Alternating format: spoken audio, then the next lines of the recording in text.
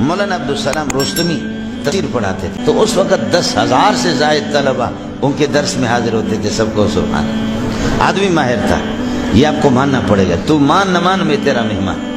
اس لیے میں ان کی کتابوں سے استفادہ کرتا ہوں. مولانا عبدالسلام رستمی کی الموسوعۃ القرآنیہ ہے ان کی، سمجھے 6-7 جلدوں میں ہے.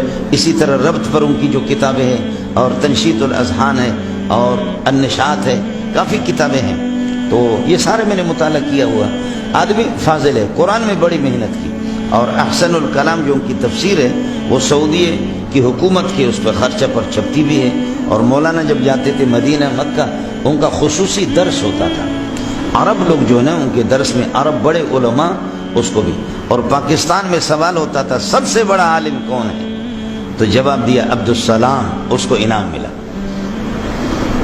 سمجھ رہی ہے کہ نہیں؟ پاکستان میں سوال ہوا بچوں سے سب سے بڑا عالم کون ہے پاکستان میں، جواب کیا ملا؟ عبدالسلام. سمجھے؟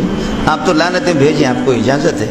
سمجھ رہی ہے کہ آپ تو کہیں گے یہ الیاس گھمن کے برابر کی بھی نہیں ہے. وہ آپ کو اجازت ہے، یا آپ کہیں کہ اللہ کو بھلا کریے کہ بولی منظور اس سے بڑا عالم ہے. ایسا نہیں ہے، آپ سمجھ رہے ہیں. لیکن یہ کہ بہرحال تفسیر میں اس کی بڑی محنت تھی.